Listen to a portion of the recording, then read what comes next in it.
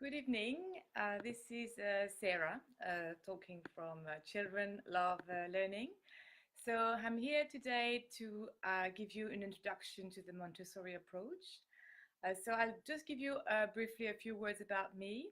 I'm a certified Montessori teacher, trained in early childhood, so early years. That is for children about 2.5 to about 6 years old. But I work with also slightly older children when it comes to languages. I indeed also studied languages and linguistics, and I have a very great interest in languages and in their associated culture. I have experience both as a novice and as a teacher when it comes to learning, mastering a language. I understand the joy, but also the frustration it brings. I always try and put myself in the children's shoes when they are confronted with challenges, especially in the learning process of languages. So I use my complementary passion in Montessori and linguistics to add more depth, meaning and joy to the children's learning process.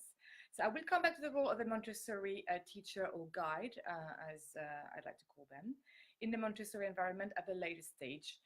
First of all, I will speak to you a bit more about how did Montessori come about. Well, Montessori is actually the name of a lady called Maria Montessori.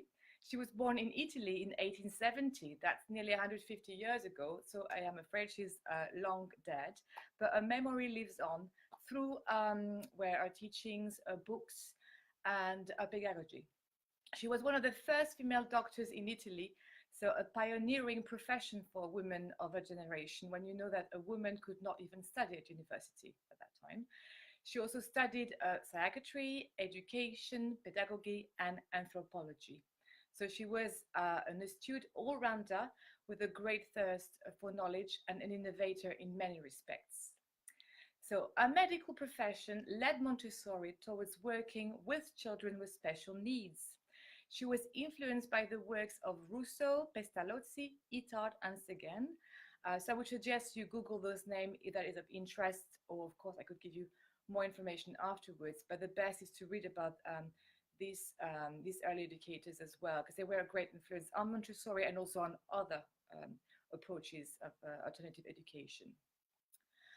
In 1907, Montessori was asked to set up a nursery called the Casa dei Bambini, which means the children's house, which was actually a nursery for disadvantaged children in a poor area of Rome. So after working with special needs, she works basically with what we could say the poorer classes in society at the time.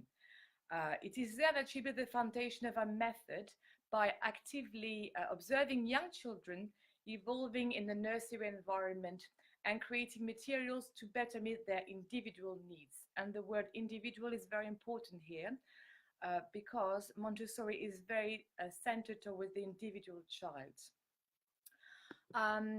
Now let's talk a bit more about the women behind the method. So Montessori progressively developed a child-centered approach to learning, which means that the child is at the center of the learning method, not the adult, not the objects, but the child. And that's, again, very important because the child actually is a teacher. That is a method which identified the young child as an active learner as well. The child learns actively through interaction, through observation, not passively. So, of course, it's important to listen, but this is not the whole process. It's only an infinite part of the learning process is listening. Observing, interacting, and so many other ways to learn. And we need to take all of those into consideration. So Montessori also advocated the child's freedom to learn with within the positive and invisible boundaries of a favorable environment. That is an environment prepared to meet the child's developmental needs. So this environment, the idea of boundaries is very important because it's often this preconceived idea that Montessori is freedom for all, is anarchy. The child can do whatever he wants or she wants and go about like she or he is a king of the room. But that's not what it is about. And often this is a misinterpretation of the method. Actually, there are positive boundaries within which the child evolves. Montessori's experiences and observation of the children at the Children's House, which I mentioned earlier, helped her write the first of many books called The Montessori Approach, which she published in 1912. I don't know, it may seem a long time ago, but a lot of our principles and teaching are very, very current still. And although some of our language might be a little bit hermetic to newcomers to the Montessori method, you might want them to read some reinterpretation of the Montessori approach through more current educators. But I would encourage you to read a bit more about the method in any case. From then on, so after 1912, the Montessori approach gained popularity. She started training teachers, which she called directresses, because they were mainly women, interested in her method, and she gained international approach, and especially in the United States. Montessori's education is available for children from birth to 18 years of age. My focus today is a little bit more on early years, because this is where I'm qualified. I'm not qualified for talking about teenagers as much. However, if you had an interest in the method, I believe you could check what is called the Advanced Montessori method. And you can find a lot of information on the internet. Again, the focus is very different because the way of learning for teenagers is very different from young children. Now we're going to talk a little bit more about Montessori humanistic view on education. So what is humanism? Humanism is a system of thought that puts the human at the center of the, well, not the galaxies, not that, we're not the king of the universe, but which sees everything through human eyes, so their values, the capacity, and the worth of a human person. So it's a positive take on the human and how the human interact with the environment and the world. So for Montessori, the child is a future of humanity and belongs to the world as opposed to a specific country. This might explain why, in the Montessori approach to cultural learning and other areas of the curriculum, we take a macro approach to reality. That means, for example, in cultural studies, one of the areas of learning, the child learns about the solar system, so the sun, the planets, the elements, so the air, fire, the structure of the earth through volcanoes, for instance, which are always fascinating for children and for adults alike. The world, its continents, before studying a specific continent, then a country, to maybe, for example, if you live in the UK like I do, you might want to study Europe and then the British Isles, and then you might study England or Scotland or Wales, different part of the United Kingdom.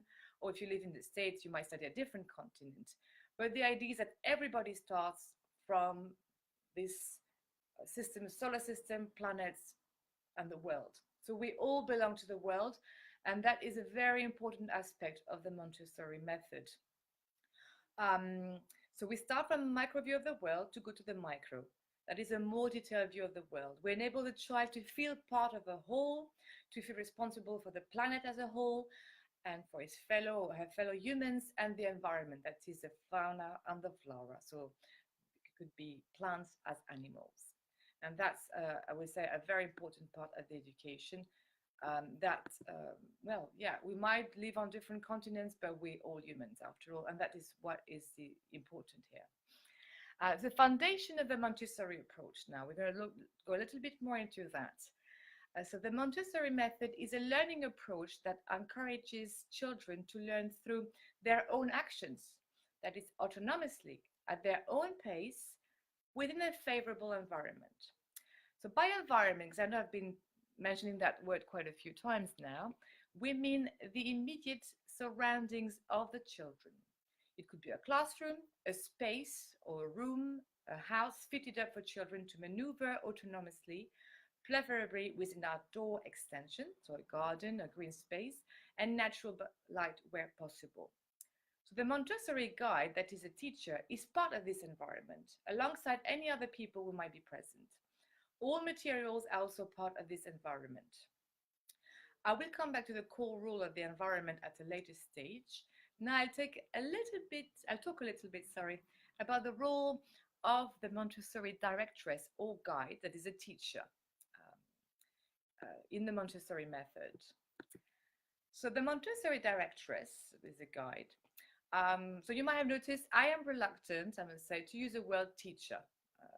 As in the Montessori approach, or for me, the true teacher is the environment and child. I mean, as an adult, we are here really to act as a guide.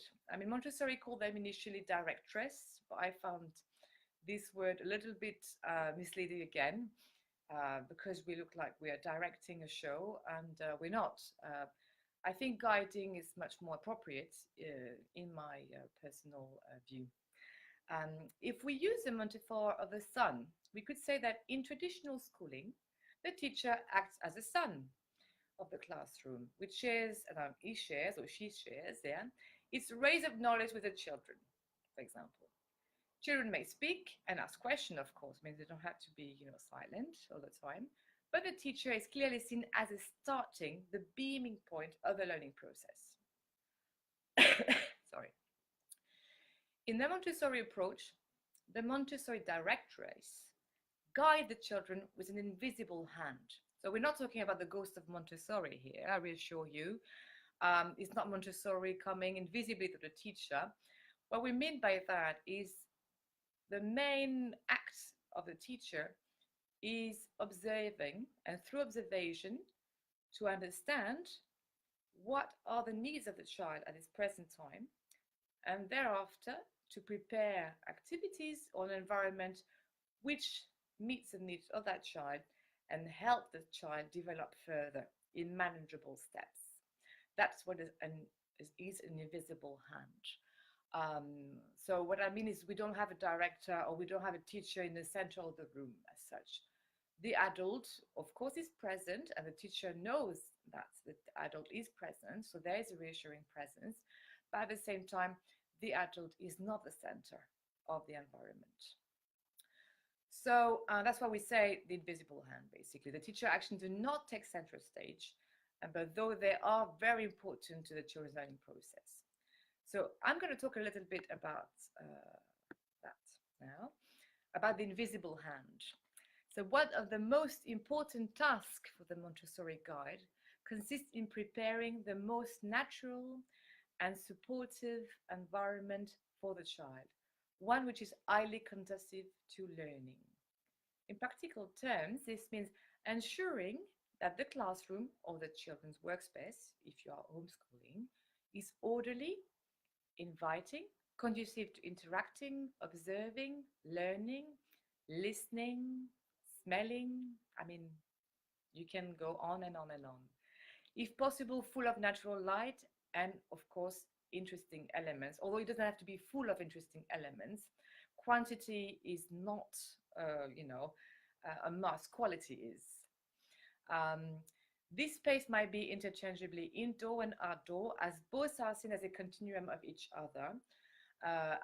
Montessori was very big on the environment, and I am myself as a person. I believe that we are part of the planet, and if the planet is not looked after, and the children being tomorrow's adults can't look after it, well, I think we are in a dire position.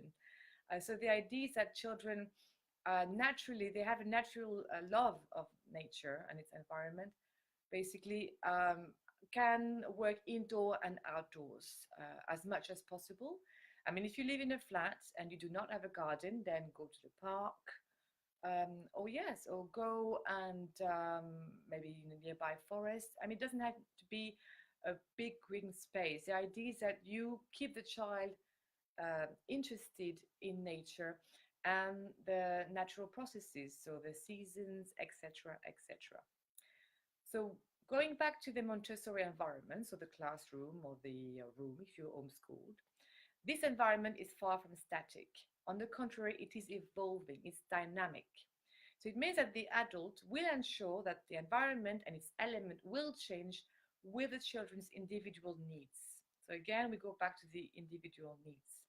So we may have 5, 10, 15 children in the room, but each of them will be observed individually and from this observation, the teacher, the Montessori teacher, the guide, will realize, okay, this activity actually is not being used at all. Why is it on the shelf?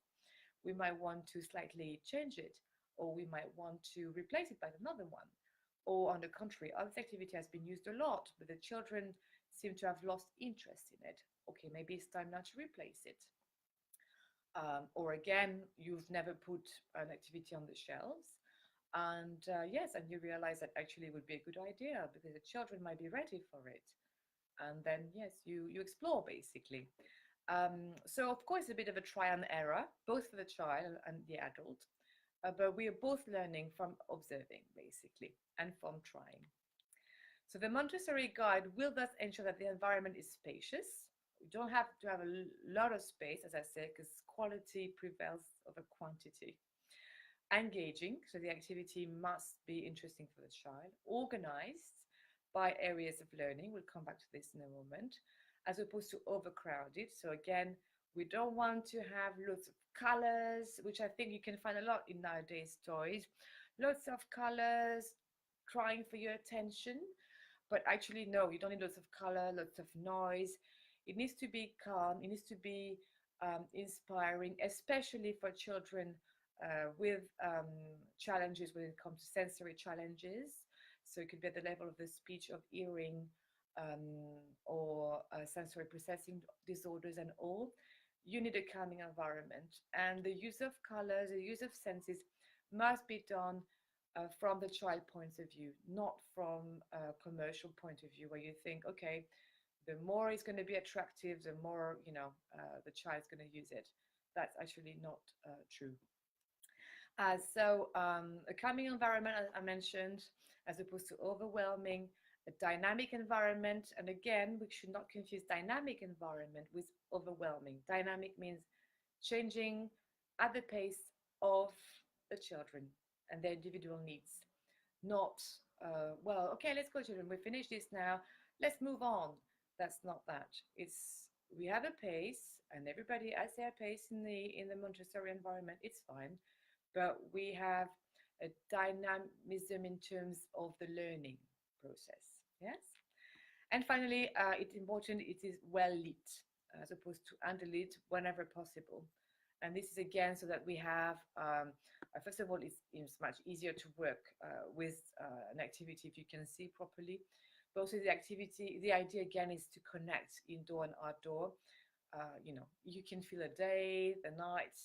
I think it's more interesting in terms of the pace of the day for the child and the routines of the child.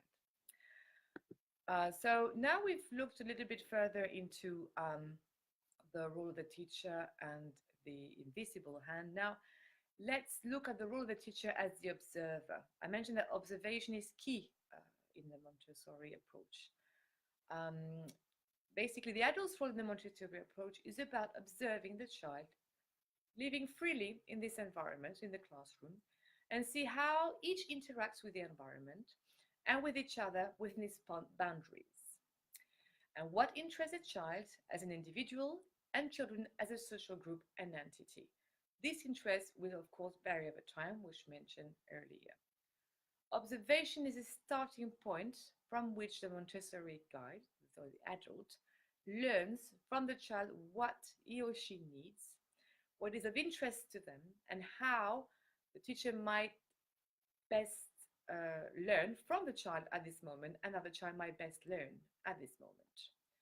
The teacher effectively follows the child, and it's again something you might have very often when reading about Montessori or seeing it online.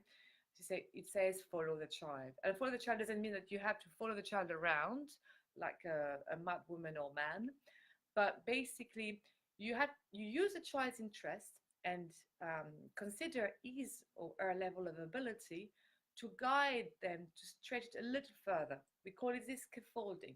So imagine yourself a scaffold around a building, and you're scared of heights. So if someone tells you go to the top of the scaffold, you will say, you're mad, I'm not going there. But if someone tells you, here you go, I give you a step ladder, go one step of the way, well, you say, okay, why not? I can try that, I can manage that. And you go one step further. And slowly, you might go to the top. and not realize it. And when you're there, you might be amazed. And it's exactly how scaffolding works in the Montessori approach or in the learning process. We encourage the child to learn in manageable steps. So slowly, slowly going up the scaffold. Another very important aspect of the Montessori teacher or guide, actually of any teaching, I think, is reflection and self-reflection. This is central core. So, for example, you've prepared an activity and you've put a lot of effort in it, and you realize that that might not come, well, not unfold as you wanted. Well, actually, the Montessori guide reflect on what this might be and adjust it accordingly. I mean, we cannot expect to have success at all times, but we learn from our mistakes. There's a famous Japanese saying that fail 7 times and succeed on the 8th, and that's a little bit like that. Some children might respond very quickly to your activities, which you tailored for them. And for some others, you might need to tweak them further, or something completely unexpected might happen one day actually, and you have a breakthrough. So you also need a lot of patience, and I'm not a very particular patient person with myself, so I'm learning every day how to be more patient with myself when it comes to that. Now let's talk about the child, because we mentioned that Montessori is a child-centered approach of learning. Montessori sees a child as an active learner with absorbent mind in the first 6 years of life, enable him or her to learn apparently without effort. So the child's inner drive, which Montessori called the home, so a little bit technical term here, opens up the child's special sensitivities to the environment, which Montessori calls sensitive periods. So Montessori detailed these human tendencies, and I will quote here Barbara Isaacs, as genetic predispositions which determine our unique human characteristics, such as the ability to orientate ourselves and explore our environment, the ability to communicate, the capacity for exactitude, sociability, creativity, and imagination. So these human tendencies unfold as the child matures. They are manifested in the child's sensitive periods. What we mean by all of that is a little bit of a blah blah, maybe for some of you, but it's basically the child as inner, in a way, talents, which are it will find very easy to absorb information. So, meaning any information, it might not have the filters that an adult has. A child will have a lot more synapses, so neuronal connection, which enable him to absorb so much information at such a pace that us adults are trailing behind. But what we have, though, is a filter. We know, okay, that's important, that's not important. A child might not have this yet. And that's why it's very important that the child be exposed to a positive environment as opposed to a threatening or negative environment or overwhelming environment. Because there's lots of this absorbing of information, so which is unconscious in a way. Whereas as adults, we learn more consciously, we choose more the information we retain, and I'm afraid with age we tend to forget a little bit more. So now we're going to talk a little bit more about this absorbent mind of the child, of the young child. So we're talking about children age 6, maybe 7, if you want to talk about the neural connection, because they mainly change around the age of 6 or 7. So there are a number of sensitive periods which manifest themselves in the first 3 years of life, called the spiritual embryonic stage or unconscious absorbent mind. So there's a sensitivity to order from 1 month, a year and a half. The child is very sensitive to an orderly environment. For example, you might see that a child will take from a shelf, he will take, let's say, a toy. And the following day, he will expect the toy to be in the same position. If the toy is somewhere else, he might come to you and say, oh, it's lost. I can't find it anymore. And that's why order is very important. And external order enables the child to develop internal order. And internal order means an orderly development of thought process at a later stage. And it will be easier for the child to assimilate information and to filter this information. So there's also sensitivity to movement from the womb. You can feel the baby who's moving in the womb. And from birth, I mean, the first sign of life, the doctor will try to have the child respond. The child will move, will cry, but there is movement, and we learn a lot through movement. So we can, of course, learn to first to we learn to walk before we learn to run, as we say. But movement is primordial, and we'll come back to this later on because this is also central to the Montessori method. That's why we don't have a sit-down approach in Montessori of sitting on a chair, which means it does not mean, sorry, that the child does not sit at a chair ever, but it means we don't have this whole day sitting on a chair, then letting off still in the playground. We believe that the child can work on the mat, on the floor mat, okay, which is seen as the table on the floor, basically, as a working space on the floor, sorry, at a table, or however he wishes, as long as it is in a respectful manner and the child engages with the activity. That's what is important. Because some children might learn better, well, sitting down or lying on the side or on the floor, on a chair, or standing up, or maybe even twirling around.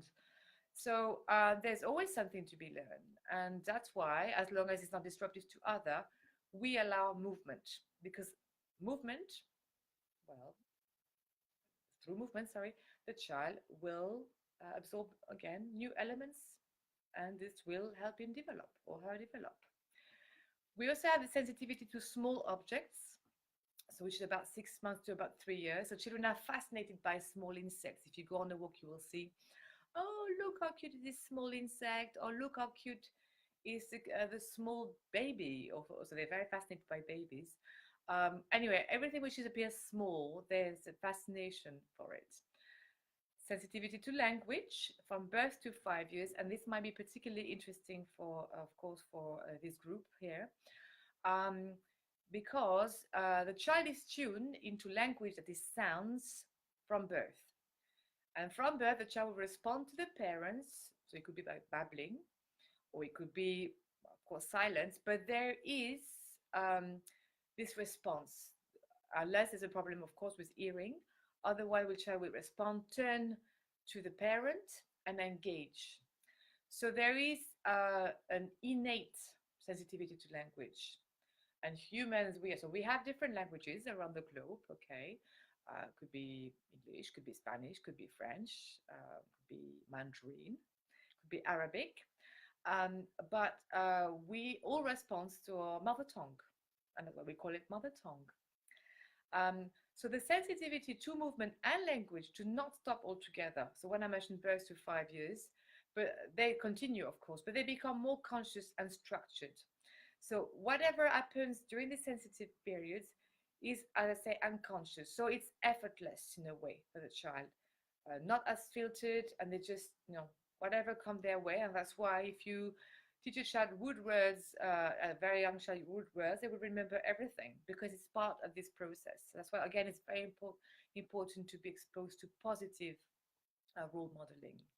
So around the age of 3, the social embryonic stage, or conscious absorbent mind, so when the child becomes less egocentric and more interesting into social element of life, takes over. So the social practices, relationships to others become very, very important to the child. They are a little bit less afraid to explore, to venture out of the family environment. They start to have little friends, and they we say less egocentric, so more into sharing. And they develop into a social being, a future member of society, and a current member of the society in the classroom, in the room, if you're homeschooling. And we have 2 more sensitive periods, which is a sensitivity for the refinement of the senses, which we'll explore a little bit later. It's also very important, very particular to the Montessori method. And the sensitivity to the social aspects of life and sociability, which we explore through vertical grouping in a Montessori classroom. That is, we tend to have children of different ages. So from maybe for example 0 to 6, but 0, 3, 3, 6, in the same room, because we believe that children can learn from each other.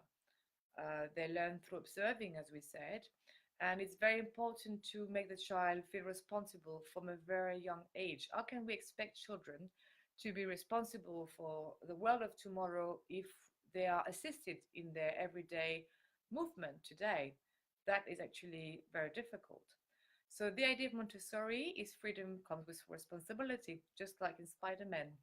Um, the child is free, of course, but is responsible for his or her acts. And very quickly in the Montessori environment, the child will learn that we are kind with our hands, we respect our friends, we respect the material, we take the material from the shelves, but we also return them to the shelves, and etc., etc. So this is this aspect of sociability, which enable this interest in sociabilities, which enable to put all of these elements together in a way. So as a summary, we can say that truly Montessori is a child-centered approach. So we have, imagine here we have the children, so all the children in the environment and the adult or teacher, and at the center is a child learning, like, through this Montessori universe. So we talk about the importance of having an orderly environment. Oh, someone told me they can't see anything except megapixel. I'm not sure why is that. Well, I hope you can see me. I mean, I can see myself very well on my screen here, so I hope it does work. Let me know otherwise. Anyway, sorry, I will continue. Hopefully it's fine. So an orderly environment. We mentioned also in the Montessori environment the importance of order. So by order we means that some key aspects. We're looking at key aspects. So the key elements of a Montessori environment are freedom. So we said freedom comes with responsibilities. You are free, but this is a positive boundaries of the environment, yes? Of course, you're free to work at a table, to work on the floor, to work with a friend, to work alone, or to observe your friend, to look at your friends, because again, observing is learning, or to listen to someone, or, well, I don't know, to read, however, depending on the stage of the child's, well, when it comes to literacy, or to rest as well. We can also learn through resting. But the idea is you're responsible for your acts and how you behave and how you interact in the environment. So the work cycle as well is another key aspect of the Montessori environment. So the work cycle during which the child engaged with a number of activities without interruption, which means the teacher will do best not to disrupt the child in an activity. Vertical grouping, I mentioned earlier, so children are grouped vertically in spans of 3 years, so that they may learn from each other and develop a sense of community and social living. That's very important. So and I say 3 years or 6 years, because we say 0, 6, and then we go on to 6, 12, etc., etc. So 12, 18. The control of error is another important aspect, so try and error. But the child may learn from the value of mistakes as a development tool. What we mean by that is where we all make mistakes, but we learn from them. We can't say that we've never done a mistake. We made a mistake, and the same for the child. We have to make ensure that the child is not afraid to make mistakes and is happy to learn from them, gently, of course. A scaffolding, which I learned earlier, is another key element of the environment. So the child might develop in small, manageable steps. So, for example, if, for example, I'm talking to a child who is very eager to read, and that happens sometimes to children. They really have a thirst for knowledge. They want to know. Well, I might want to introduce some shapes and say, oh, look, These shapes, what is it? Oh, let's trace it. It's a circle. And the circle, well, ultimately the circle has the same shape as O. So you could link shapes with sounds, ultimately letters, and slowly, of course, I mean, it might take weeks, if not months, incorporate, more letters, more sounds, so more sounds first, more letters, so that the child thirst for learnings develop, but it's done very progressively. I mean, don't expect, for example, to turn up and you have a board full of words. Okay, now copy this and learn it. No, no way. I do not believe in that, and Montessori surely didn't either. So there's also another important key element is a 3-period lesson to develop the child's vocabulary. So I will do a short 3-period lesson with you now.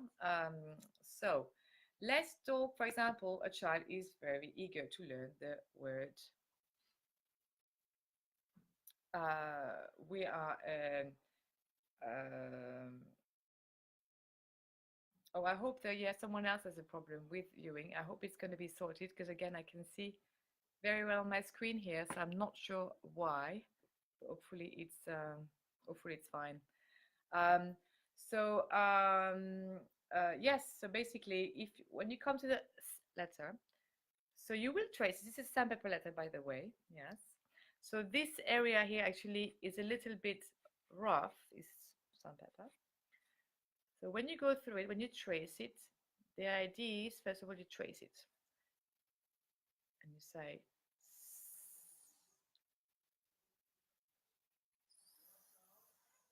again.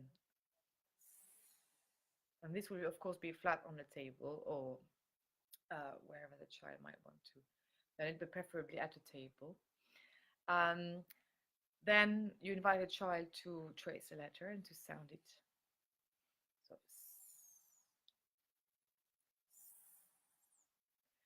and when it's done this a few times, and if you feel the child is comfortable, when you will enter the second period, which is, can you please give me, can you please put on top of your head? So make it a little bit fun again and involving movement, for instance. Can you please put on top of my hands? And you can open your palms. Can you please put on the table? Can you please put on the, for example, on the shelves? Can you please bring back to the table? Can you please put behind your back? Can you please twirl with in your hands? And the idea is to repeat the sound. So the central, the key information here is the sound because we learn phonetically. So everything starts from the sounds. Then, once the child has done this several times, if the child feels comfortable, you might move on to the third period, which is identifying the sound and letter shape. So again, in Montessori, a child does not know a letter if he does not know both sound and shape. That's very important. So we will start with, sorry, I'm just going to bring this, saying, what is this? And the child might say, oh, yes, wonderful. And can you show me how you trace? And the child will trace it. Okay, what is it again? Oh, what about tracing it? And here you go, the child will have gone through the 3-period lesson.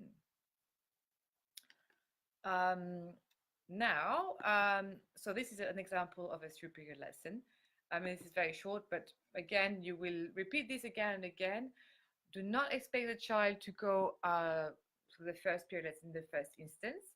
And this might be tailored for special needs. For example, so if a child has trouble pronouncing some letters, you might want to focus on the shape first. You always start from a point where the child is confident in his or her abilities. So if a child has trouble saying some sounds, well, start with the sounds with which is comfortable. And if he's not comfortable with any sounds, then you might focus for now on the shape. And you yourself, you should keep saying and make sure maybe the child is watching your lips when you talk. Like a snake. And you repeat again and again. So you can tailor it as um, as comes. Okay, so then we mentioned also the importance of observation and evaluation in the Montessori environment. Self-discipline is also very important. Again, we do not believe in strict sit-down rules in Montessori, no, but we do not also believe in anarchy. So freedom comes with responsibility, and the child is free because it has or she has inner discipline. In Self-discipline is an expression of true self-worth, self-awareness, and inner freedom. There's no need for external reward. We do not believe in the star system. I mean, I do not believe in that personally. I know it's very common in traditional schooling, and I'm not castigating anyone because I know if you have a big class of about 30 children, that happens in some countries now, and you have like regulators, etc., that it can be, difficult, and it might be encouraged by external factors. But in the Montessori environment, preferably, we do not believe in external rewards. We believe in inner rewards. So we try. I always try personally when a child has done an activity, for example, if his work was, I will say, "How do you think you've done today? Do you think you've done well, very well, or super well?" I mean, something like that. So, of course, all qualifiers are positive, but the idea is that the child understands he or her self-worth. And, well, if the child, for example, is on a day, the child was not very focused and, maybe didn't learn, the child will say, "Oh, well, I did well." And I say, "Okay. And what do you think is that?" So engage the child to self-assess. That's very important, but of course, positively. Um, and the last element, which is key to the Montessori environment, is order and easy access to materials from different areas of learning. Again, we mentioned earlier that we believe in autonomy. So, meaning that the child must be able to pick the material from the shelf, because often they are displayed on shelf, which are separated by areas of learning in the environment. So they must be ordered by areas of learning, so they're easy to find. The child will know, okay, if I pick an activity from this shelf, they belong to, well, I don't know, they will be, for example, letters. They will always be here, letters. And, they can come back there. Oh, I want pencils, colorful pencils. Oh, I know they're always here. So he will go back there, and he knows where to bring them back as well. And so he has to be able to access the material. That's very important. So I'm not sure if now it's, well, I hope everybody can see me now. I'm not sure that's the case. I mean, I'll say I can see myself very well. So I hope you can. I'm not sure if there's any question at this stage. I do not see any, so I will continue. I mean, it will be very difficult for me to do a full introduction to Montessori because, this is such a vast subject. But I hope so far that you find it interesting, engaging, and that it has answered some of your questions. Now, so let's go back to the environment. So changing needs means changing environment, we mentioned. So as a result of the children's changing interests, the Montessori guides needs to continually adapt to the environment in order that each and every child may fulfill his or her greatest potential physically, mentally, emotionally, and spiritually. So every day, the adult prepares a positive environment which is conducing to learning. And not just mean by suggesting new activities which may be of interest to the children, but also which can meet the child's developmental needs and help him or her progress with confidence. So the adult is not the sole keeper of the learning space of the environment. Children are gradually entrusted to become shared custodians of their space. We mentioned earlier the vertical grouping.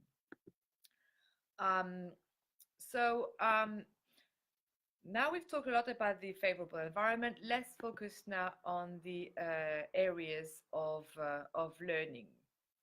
Okay, thank you, Susanna, for letting me know that it's working well. Thank you, that's great. So now let's focus on the areas of learning. So the five key areas of learning in the Montessori environment include practical life, which means activities of everyday living, sensory education, also called education of the senses. So we have sight, so visual and chromatic, touch, tactile, smell, also called olfactory, taste, sound, and barics, the perception of weight. We also have the perception of temperature. I know it's very vast. And finally, we have diagnostic sense. So this sense creates a mental picture through touch sensation in 3 dimensions. So the idea is to develop muscular memory and to use the full power of the nervous system and its connection to the brain. So it's like we rely on impulses to the brain as a learning method, basically. And repeated impulses to the brain creates development of neural patterns, creates ultimately the development of learning processes, but through, of course, many repetitions. And we're not talking about repeating an activity twice and being able to remember the whole dictionary. So again, here let's remember manageable steps. And also kinesthetic. So it refers to a two-dimensional sensation. Because Montessori believed that from sensation came perception. We'll talk about this a little bit later on. There's also, so we talked about practical life, sensory education, numeracy and arithmetics, so shapes, quantities, symbol, golden bits, etc., etc. Literacy, so it could be pre-literacy. I mean, pre-literacy is very important. There's a big focus nowadays on reading, but actually what comes beforehand is much more important to reading. Montessori believed in the explosion into reading, into literacy. That is, when the child is ready, he or she will learn to read like, I mean, it's amazing. I've seen it myself and it's unbelievable. But what matters is the preparation, this indirect preparation or direct preparation. And that's so much more important. So let's not always be goal driven. I mean, what I mean is, well, let's not look at just the result of reading.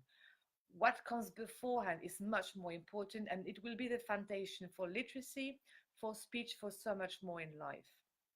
And let's think about multiple ways, multiple dimensions to reach that literacy, not just reading, listening.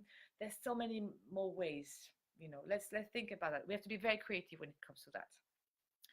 So literacy is pre-literacy, phonics, which I mentioned earlier, for example, the Sampepellatas. So ultimately reading, writing, so reading will come before writing.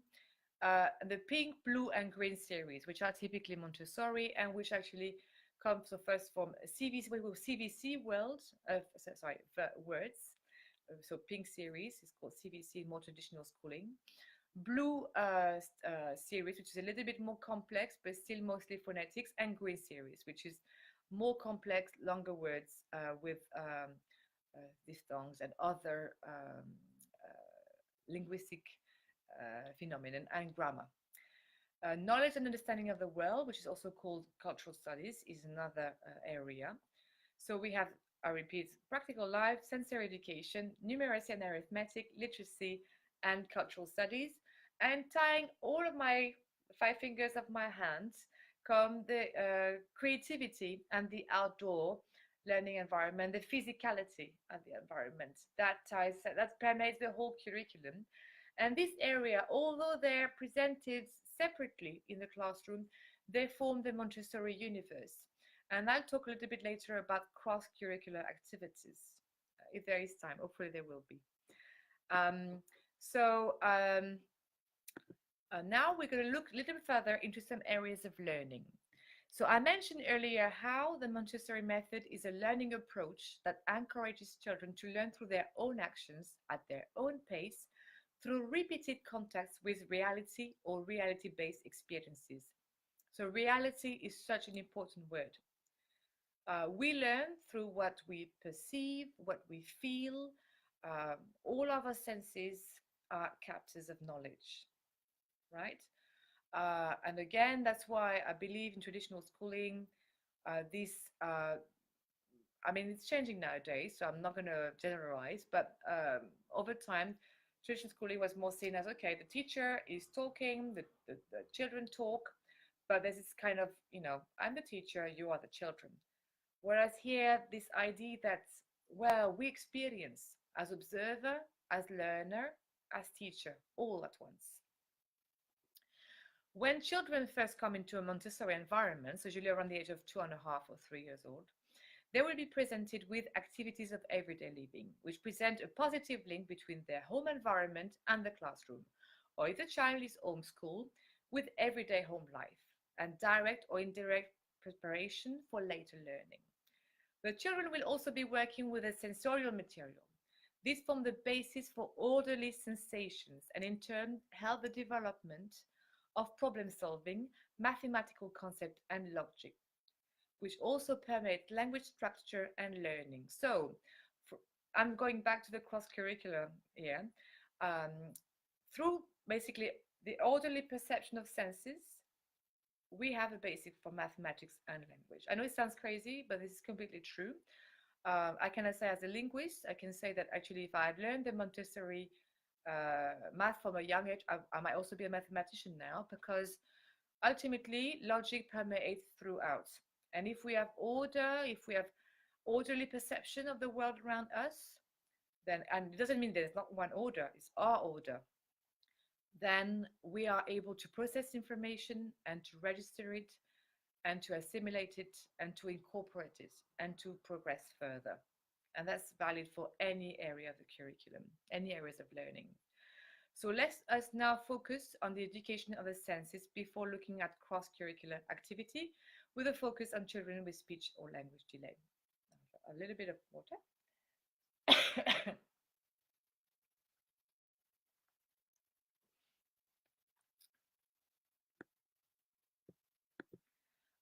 So sensory education is a great tool sensory education is a great tool for children, a great learning tool. So education of the senses serves as an indirect preparation for the development of abstract thinking. So repeated exposure to sensations, so touching, hearing, smelling, tasting, manipulating, results in process internalization, which are the development of perception, which in turn leads to concept formation, which means abstract thinking. So from touching, from manipulating, from smelling, from hearing, from speaking, we basically develop concepts at a much later stage, yes? So Montessori said famously that the hand is the instrument of the brain. And that's why we believe in this strong connection between the hand, by the hand we mean the body basically, as an instrument of the brain. So we go back to the movement as well of earlier, yes? Again, we don't need to move as such, but we involve the body in the learning process. So reality-based sensation is a foundation of learning. Another also very important element is the isolation of senses. So we focus on one sense at a time and avoid overstimulation. And this is very important when it comes to children with specific needs, with special needs. So if your child, for example, has speech delay, you may want to, again, it all depends where the speech delay comes from. I mean, I'm not an occupational therapist, but from my experience is, for example, if the child has, well, I don't know, a great sense of hearing or smelling, you may want to focus on this first. So you want to make the child confident and comfortable. And once the child is comfortable and confident, then you might want to move on to the sensory breaker. I call that sensory breaker as a sensory break about, well, hearing, if the hearing is a problem, or the mouth. So we have a mouth, we have a rounded mouth, you know. And again, focus on the physicality of language. This is very grounding for you, for the child, and this is a process in which the child will engage. The child will respond to that. And I will say, when we talk about movement, we talk about precise movements. So I will say, first you will talk and say, we have a mouth, and then you might want to go into a counterclockwise direction. And then you might want to, well, you may want to explore a little bit more the sound which you want to work on with the child. But you may start, then move on to a sandpaper letter or an animal in which the child is interested and say, oh, as for example, the child loves dog. Yeah. So you could say dog, d, d, d. The tip of my tongue is touching my lip. You could say that. And so basically you make it more something playful, something physical, something real, as opposed to a concept which is, yes, repeat this, repeat this. I mean, a child is not a parakeet, we're not parakeets. I mean, repetition is important, but it needs to be active. So once you have isolated the senses, you might want to explore all of them. In Montessori, all senses are explored. Yeah, we're not focusing on one sense. We have a holistic, a rounded view of the senses. So presentation also of strongly contrasting sensorial stimuli is important. So we start with very big contrast and then of less contrasting stimuli to refine the senses. So for example, if you want to talk about colors, well, you're not going to start by presenting the child with all different shades of reds. I mean, that's, although the child might be very good using his chromatic sense, that's chromatic sense, you might want to start by using very contrasted color. So the primary colors would be the starting point. And then slowly, when the child is comfortable, well, and the child is interested, you develop, you continue, and you go, for example, by introducing secondary colors, so the color box 2, and then slowly, you will work with the color box 3, which explore shades, and then you will see the child developing extensively his or her chromatic sense. But very important first to have contrasting sensorial stimuli. So it's the same if you want to focus on speech. Do not focus on letters which are very similar. I mean, like if you do de and ge, I mean, this is very difficult for the child to maybe to picture that. So you will have to start with a consonant. You must say de and then ah. So dad, d, ah, dad. And you will start with one letter, maybe 2 letters. So again, small manageable steps. That's very important. So we're going to have a closer look at education of the senses. So the sensory curriculum is split into different group of activities. We saw that. So we have activities focused on the visual sense, so sight, which refine the visual perception of sight, such as the knobbed and colored cylinders, the pink towers, the broad stairs, and the red rods. Chromatic activities which refine the perception of color, such as color boxes, which I just mentioned now. Activities to refine the tactile touch, tactile sense, touch. And those to refine the auditory sense, such as sound boxes, which is about pairing cylinders filled with different materials, which is when shaken, produce specific sounds. There are also Montessori sets of bell, which further feed the musical interest and predisposition of the child. And this again, I mean, for children with speech and language delay, if the hearing is not severely impaired, and even if it is, I would encourage musicality. If the hearing is impaired, then vibration. So you might want to use vibration of the body. This encourages musicality, and language is music. So again, feed from your ideas from reality. Everything comes from reality. So if a child has a problem with a sound, well, okay, duh, duh. Okay, I could say duh, duh, duh. So a little movement, something always similar, but something that will engage the child further. And if the child does not respond, then try something else. But often when I have, for example, a very difficult word or long word, I tend to break it down by clapping for children. So I would say, for example, stereognostic. I might say that. Or I might say incredible. And children love that. I mean, I've never seen a child with not responding to that. Even the children with sensory processing disorder with whom I worked, they are very responsive to that, as long as the movement is controlled and they are prepared. I think that's another very important element. They have to be prepared. They have to be, well, now we're going to do this. So the activity is presented first. It's not put on onto them like, okay, now, and a big clap next to the child's head. No, it's something which is, prepared. So beyond this auditory sense, there are also activities to refine the perception of weight, which we call baric sense.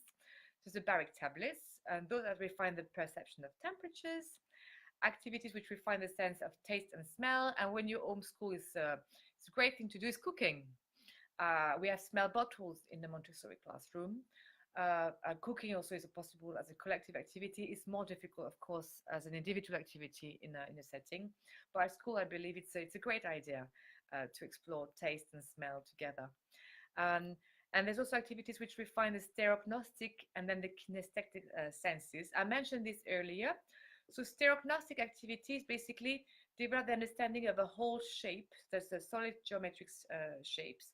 So this sense creates a mental picture through touch and sensation in 3 dimensions. Okay, so we want to develop muscular memory by basically stimulating the nervous system and impulses to the brain. So for example, if you touch something, so if you tap something, this will send an impulse to your brain. And this is how this works. Kinesthetic is a further development of stereognostic, and it refers to 2D dimensional sensation, so 2D shapes. So this is a furthering. So we start always from reality, which means from 3D for dimension, and then we move on to 2D. Yes. So then we're going to talk about the link between sensation to concept formation, logic and language. So cross-curricular activities are those that utilize skills from different areas of the curriculum. So we always start from what the child has prior experience of, and we make sure that there are some known elements in any new activities and introduce the new elements to the child in manageable steps, as I mentioned earlier. So when it comes to young children with speech or language challenges, I would, for instance, suggest exploring the combined benefit of sensorial and literacy activities. So I mentioned the body, involving the body, yeah? So for instance, we may learn new letters by feeling shapes sounding in a counterclockwise direction. So for the English language I'm talking about, there are some languages where counterclockwise direction might not be the best direction, but I'm afraid I do not speak Mandarin or Arabic, only a few words, so I would not know, but as you might want to explore the best direction. We do it in a counterclockwise direction because most letters actually in the English language or most Western languages are traced in a counterclockwise direction. So we go from shapes to letter shapes, and this is so that it's easier for the child, or it's more efficient as opposed to easier. It's more efficient for the child to learn this way and for the brain to get a mental picture of the movement. So I mentioned this earlier, but you would you could do, so many letters basically. I think that, if you have any more questions, I would say at this stage, or if you have any questions at this stage, please let me know, because I think we're coming to the end of our of this live stream. If you have any specific questions with regards to speech or language delay and the Montessori method, I'm happy to answer them now.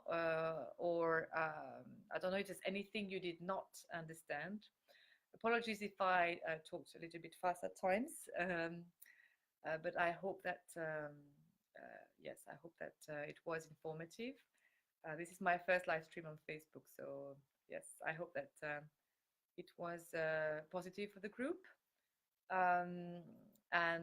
Yes, I think I cannot see any question at this stage, so I'll leave you, I guess, on this positive note. And yes, I hope that you enjoyed it, and I look forward to hearing from you if you have any questions. So again, I'm Sarah from Children Love Learning. You may contact me on my webpage, or also I am also on Instagram and Facebook. Thank you for watching tonight, and take care.